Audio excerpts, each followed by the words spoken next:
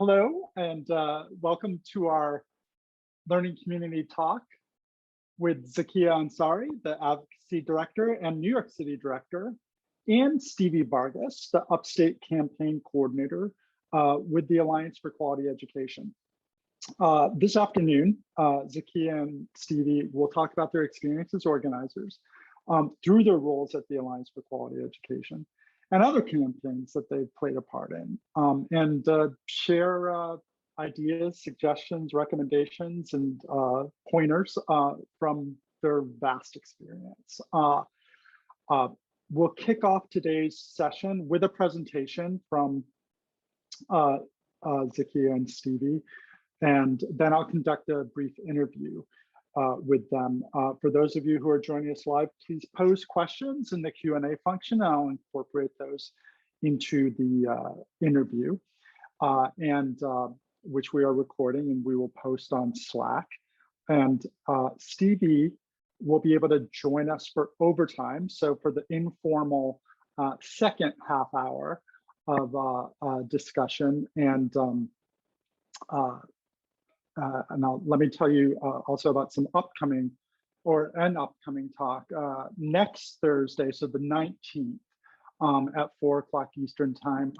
Kozer Razvi of College Now Greater Cleveland will have a talk with us on equitable design thinking principles.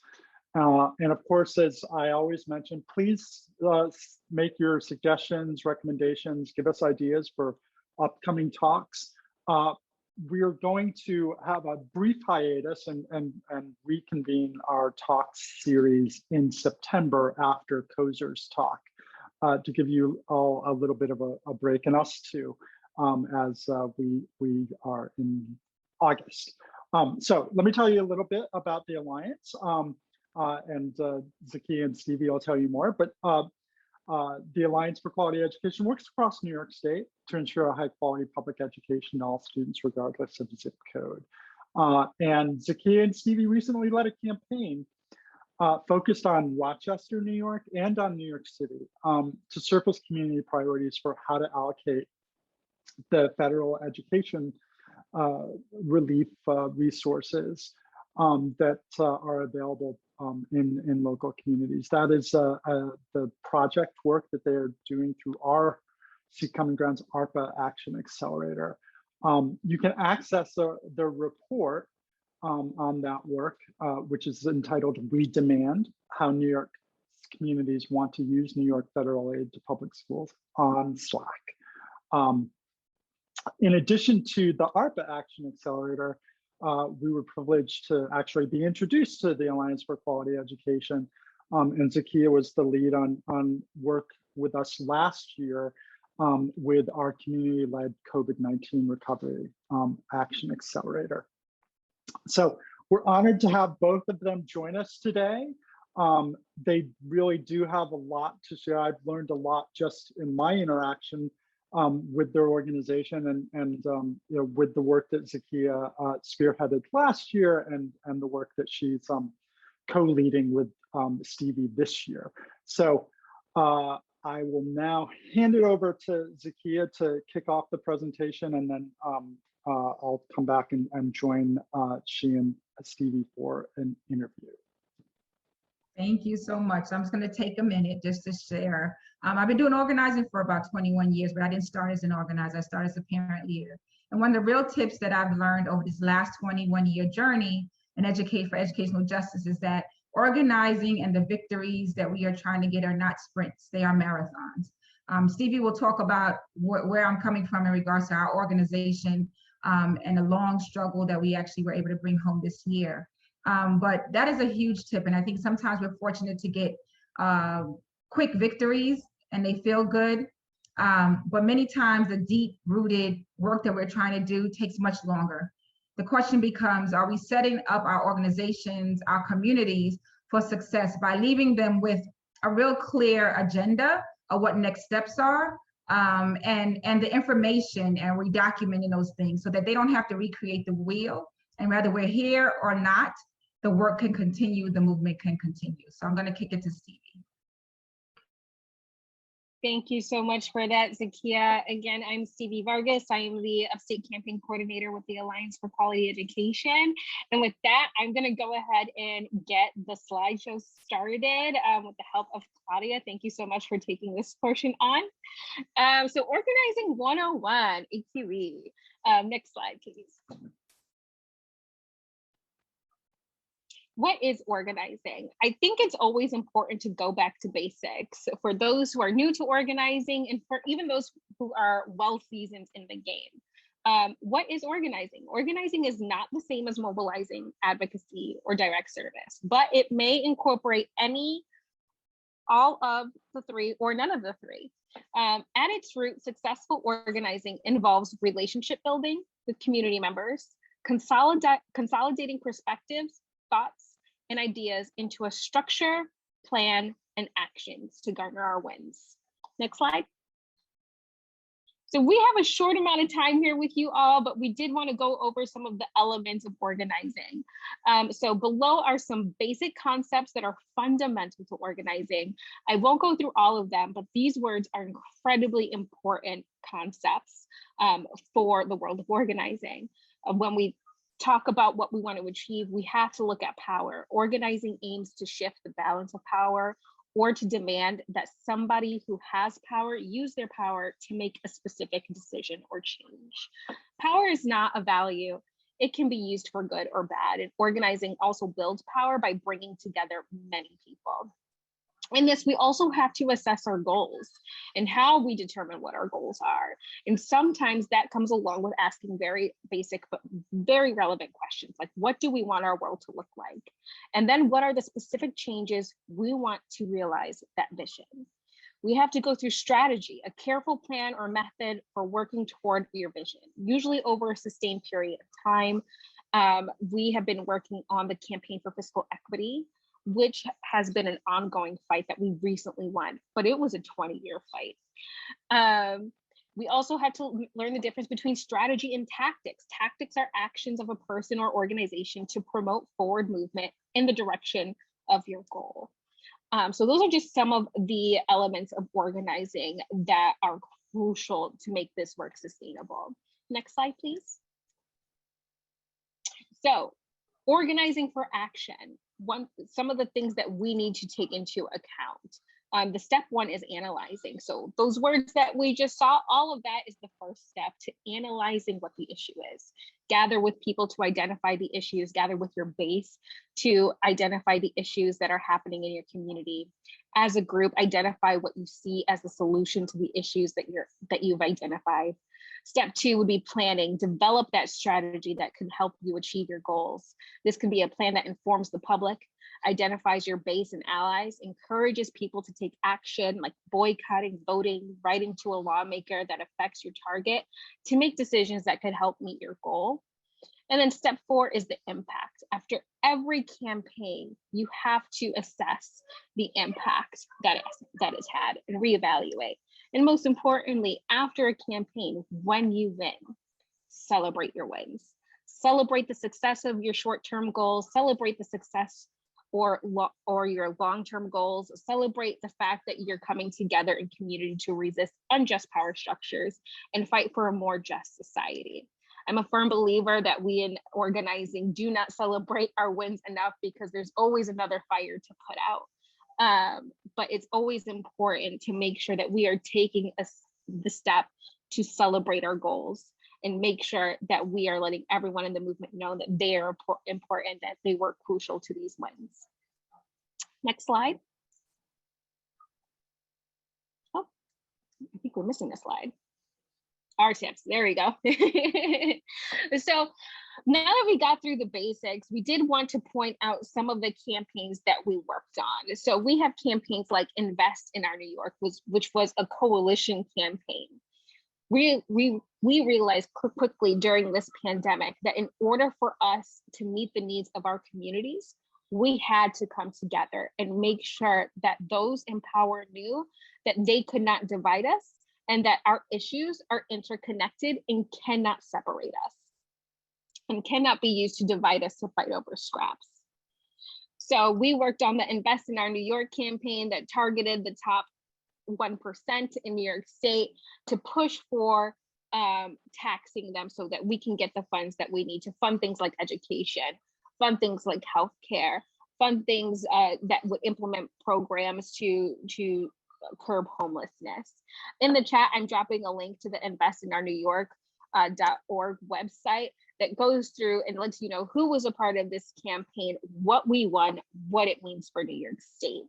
I don't know if Zakiyah, if you wanted to add anything about Ione, that was something that culminated and we just all worked in tandem with one another, and it was just so beautiful to see. So I don't know. Yeah, real quick, I would just say that the victory that we got from the Invest in Our New York could not have happened. So as I talked about, like, these things don't happen overnight.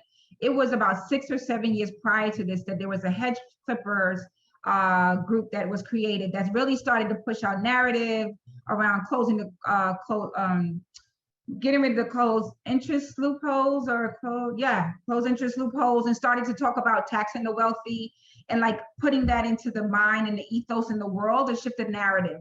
Without those years before that of like really showing how much the wealthy was receiving, how they were not being taxed, how at the end of a budget that they were getting tax breaks on their helicopters and yachts, like this moment right now would have been harder to get to. And so it's just another example of like, these things don't happen overnight. It's like, how do you chip away at the world view about how people see things? And so that's how I believe we were able to get this victory, because we had already kind of softened the foundation already. Exactly. And this allowed us to finally win the money that has been owed to New York schools across the state for decades, the campaign for fiscal equity. And because we were able to push our lawmakers to tax those who have, we are able to bring these funds to our schools. And now starts the next phase of our work, which is accountability and making sure that these funds are being used to make sure that our students are receiving a high quality education regardless of their zip code. And in my time working as an organizer, every single campaign has utilized some tools. I have never worked on a campaign that did not utilize a toolkit, which has been integral or instrumental in our advocacy, in our organizing, in our ability to disseminate information, in our ability to allow quick access for people to get involved and sorry, that's my baby in the background. So an example of a toolkit. So I just dropped a link to the Invest in Our New York website, but here's an example of a toolkit that was utilized during that campaign. And this is also important for recording things and making sure that we are not reinventing the wheel. A toolkit can incorporate graphics, it can incorporate drafted tweets, Facebook posts, Instagram posts. It can incorporate information such as what the issues are. It can incorporate who the targets are, their phone numbers. It can incorporate how to write a letter to the editor. You can really cultivate or curate a toolkit to meet the needs for your campaign. So Ione had a lot of toolkits, but this is just one brief, simple one for a very quick action to get information out there and have people engage via social media, especially during COVID, when people weren't as active out in the streets. We had to utilize social media and bombard people that way. And in addition to toolkits, it doesn't just have to be for actions. It could be for fundraising. It could be for celebrations. And with that, I'll go ahead and I'll share our toolkit, because AQE is having a block party this Saturday. So if anyone is in New York City, you are welcome to join this block party. And here's an example of a toolkit that we have created to spread awareness and make sure that people are aware, like, hey, this is happening in New York City. We have worked incredibly hard for this win, decades worth. Let's celebrate and be in community with one another. Make sure you're letting your neighbors know, because this is a collective win. And what toolkits can also include, we utilize surveys. And it's important to know that when we disseminate surveys, we take that information and we create reports with it that informs our organizing and what people in our community want and what they're demanding. So we have disseminated surveys based on the funds that are being released to our schools, both at the federal level and at the state level, to understand from parents, like, where are you? What do you want to see this money spent on? And with that came our We Demand report. And this is something that we've included in toolkits as well. I just dropped a link to our demand report, which highlights what parents want to see this money be used for. They want it to support staff and mental health. Parents want to see smaller class sizes. They want to see technology. They want to see investment in infrastructure, and they want to see investment in summer program and accelerated learning. Those were just the top 5 priorities. And we were able to discern this because we disseminated a survey and we got over 1,000 responses statewide that informs our work, because we are trying to reach the most marginalized to hear what they want to see come out of this. And this leads us to our next phase of organizing, which is accountability. And with that, we create one-pagers that go into toolkits, and we make sure that they are regional and that people are getting the information that they need. And I can say a key part of successful organizing is utilizing toolkits and making sure that we are not hoarding information from our community. I don't know if there's anything that Zakiyah wants to add. I can drop a example of a one-pager that informs our next phase of the work. But I know we were working with a very limited amount of time. So with that, I think we can go into questions. Yes, you can follow us. We have our information here. You can follow us on Twitter at AQE_NY, the same handle for Instagram. We also linked our Facebook page and our website, and you can also follow us, our personal accounts, which is also our organizing accounts, because all of this work is deeply personal, and we live in it constantly. I say that we have PhDs in our own lived experiences, and organizing requires you to bring your whole self to this work.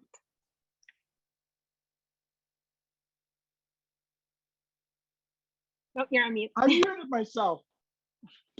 Thank you, Stevie. You could keep going. We don't. This was great. And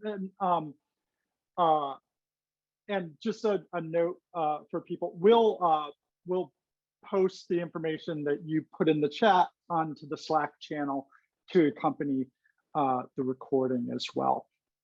So thank you for giving us that introduction to the work. I want to just probe a little bit to get us started. So if you are comfortable, and this is for both of you,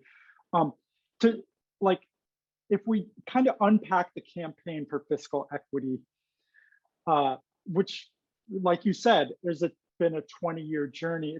Could you just, for those of us who aren't as familiar with the campaign, kind of bring us along from how it began, who was part of the coalition, it was a 20-year journey, so what were the milestones in making progress on it? Yeah, it actually was a 30-year battle. It started in 1993, almost 30 years. And parent Robert Jackson was the lead plaintiff, but there were other parents from Washington Heights. And they had realized that their communities, their schools, their children, at that time, Robert Jackson was on the school board, were not getting the same education as folks in the Upper West Side, and said, what's happening? And so they filed a lawsuit with the state. It was a city, it was just supposed to be a city suit, stating that New York State was not meeting its constitutional obligation to provide every child with a sound basic education. And so that process, after going back and forth in the courts, we wound up making it a statewide advocacy piece, right? Because we needed votes and we needed organizing capability and pressure from the state. And the reality is that we know that elected officials care about their district and their communities. So why would somebody who's from upstate New York care about what New York City gets? That may not sound like the best and most moral space to be, but we're clear on politics. And as well as the fact that there are places like Rochester and Buffalo and other places that were experiencing the same thing. And so we could come together in a space and make sure that everyone, if we were to win this, would receive some funding to be able to improve what was happening in their schools. And so again, after a 13-year back and forth in the courts, the highest court, the Court of Appeals, upheld the decision in 2006 and said, yes, New York State is not meeting its constitutional obligation. So as AQE, again, we were created as the organizing arm to actually organize the state, parents, community members, educators around this. So that year we had really put in a really strong effort to push Governor Spitzer to put this historic amount of money of almost $6 billion into the Campaign for Fiscal Equity. So it's supposed to be a 4-year infusion of these dollars. And the first 2 years we received the dollars, schools received $1 billion+ the first 2 years, and then the market crashed. And so so all the way from 2008 on, it has been this uphill battle to remind the state that it had not fulfilled its commitment to the Campaign for Fiscal Equity and still had owed billions of dollars. And so over the 21 years of AQE's life, it has been, one, we got the money, then the market crashed. And so it has been us really turning from a campaign to a full-fledged organization to really continue that fight to get those dollars.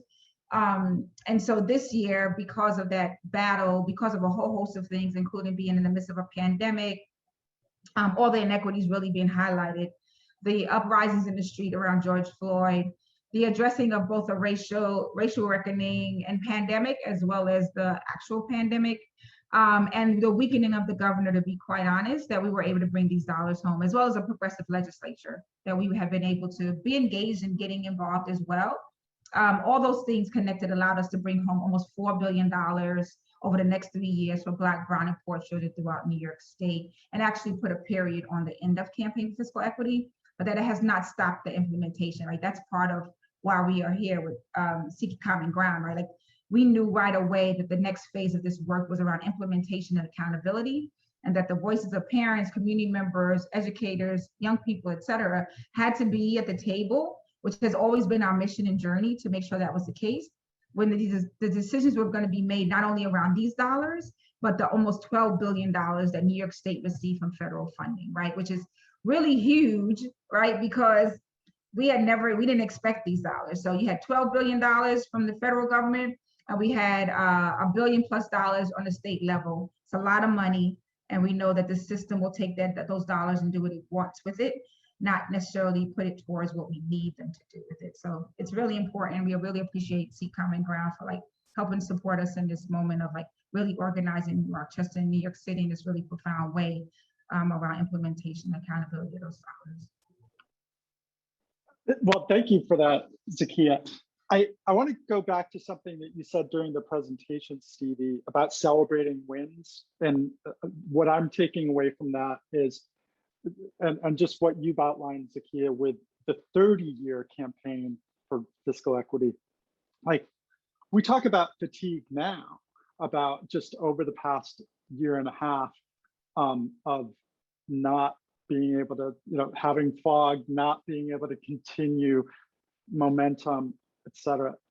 This has been a 30-year journey. How have you celebrated wins along the way? How have you maintained momentum and kept people engaged throughout this process? We've taken every moment to celebrate every incremental win. We don't try to harp on the negative, because there's so much negative to harp on, and that can be an easy way to get people to shut off and just say, this problem is much bigger than me, and there's nothing I can do, so I'm just gonna live my life because I can't make any changes. And when you harp on the constant obstacles that are thrown your way, because they are constant and they are ever present, it's an easy way to get people to disengage, because it's deeply personal. So taking the time to celebrate not just wins at the state level, not just wins at the federal level, but wins at the local level, because they all inform each other. And making sure that we're working with our parents to make those connections is incredibly important. Here in Rochester, how we didn't get burned out, we celebrated the win of getting cops out of schools and having our city end that contract. That was a huge win. And it was a 5+ year fight. We celebrated implementing restorative practices into our schools. We have a restorative practice program that is nationally recognized and has had amazing results despite the lack of investment in those resources in Rochester. We celebrated a new code of conduct that really centered our students' well-being and school climate. So all of those things inform each other, and it all ties back to funding. So making sure that we took the time to acknowledge those wins, celebrate the community members who dedicated countless hours, because these are parents. A lot of them are single parents. A lot of them are not economically advantaged, but they have taken the time to join us in that fight. And we have to be thankful, and we have to acknowledge that sacrifice, because it's not easy. And making sure that we're taking time to celebrate, constantly celebrate. And AQE has always made sure that we're celebrating Black joy. Like, we are always told, we get a tremendous amount of guilt for not being able to be everywhere at once. We have a lot of guilt for needing to take breaks. And we feel a lot of guilt around a lot of different things, but taking the time to celebrate our wins brings some longevity and some liveliness back to these very important issues that can be quite triggering for a lot of people. So those are just some of the things that we've celebrated in Rochester along the way. And Zakiyah mentioned that this started back in '93. I was born in '91, so this has been a fight that has been almost my entire life. I'm going to be 30 next month. And so I celebrate those who came before me. I celebrate those who I'm in the struggle with now. And I celebrate those who are just waking up to the issues that are happening, and we're all in this together. So making sure that we are being in community with one another is important to making sure that our organizing stays intact. Zakiyah, do you have any words of wisdom to share on that front as well? Yeah, I mean, I think there's levels of celebration, right? I think sometimes just celebrate that, you got through the budget season and your brain and mental capacity is intact. It's a real struggle in this work to every year turn around and have to fight for the basic needs of children. And every year someone tells you, the people that can empower tell you that it's just not time, you gotta wait, we don't have the money, even though they have the money. Or they turn around and they give tax breaks and other things to the ultra wealthy, or they fund something else that really we could have done without. This year, when children didn't have access to technology. And there's a level of celebrating, just like putting celebration into perspective, but it is extremely important because it allows you to, not only for you to experience what it feels like to be joyous in these moments of organizing, which can be crazy, but it also allows others who sent the email, who made the phone call, who showed up in your state capitol or at a press conference to understand this is a collective win. And when we won, we still say that, which is why we're having the block party. We did it. AQ, didn't do it by itself, we did it.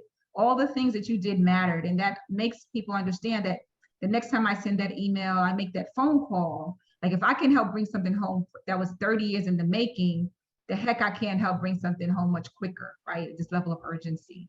And so I think celebrating does a whole lot for you personally, organizationally, but for the movement as well. Makes tremendous sense for people to be seen and heard, and to celebrate that.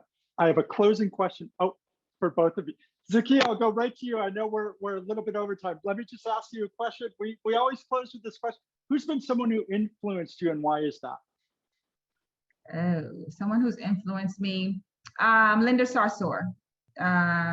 She is a proud, unapologetic Palestinian Muslim activist, queen, shero of mine. And in spite of all that comes at her, when people come after her for all the things, despite the lies and blatant lies and just harmful, horrific things that are said about, like, she stands in her dignity and her power every day, unapologetically. And I aspire to do that myself, but she also inspires me to, like, find my inner strength, my inner, like, somebody's coming after you, just stay in that, because you're on the side of right? And yeah, I really hold her in high regard and am inspired by her every day. Thank you, Zakiyah, and Yeah. sorry we took you a little over. That's okay. But, Sorry, appreciate it. everyone. Thank you. See you, Stevie. Stevie, same question for you. Oh, it's not a single person, but I have to say it's almost every single woman I've ever met has inspired me. I'm glad to say that I work in an organization that is run by all women. We are a staff of 9 women organizing for the entire state of New York, which is no small feat. Cuomo has personally targeted us because of our advocacy and our ability to bring things to light and our endless ability to hold him to task, especially about what he wasn't doing. But working with Jasmine Gripper, Zakiyah, who I feel like I still have so much to learn from. Maria, who is our New York City campaigns director. All of these women that I'm surrounded by on a daily basis have inspired me, and seeing that it's women, predominantly women and trans women, who are running these movements, creating these movements, uplifting these movements, and carrying it to the finish line. And a lot of them remain to be unsung heroes and swept aside. But they are the ones who inspire me. They are the ones who inform my politics. They are the ones who I learned all of my strategy and how to be in community with others. It's all the women. Well, thank you for that, Stevie. And thanks to those of you who were able to join us this afternoon. We'll post this recording and also the resources that the AQE team shared with us on Slack. And we'll see you on Slack. For those of you who can, please join us for Overtime with Stevie, and we'll bring you up as panelists for lightly facilitated discussion.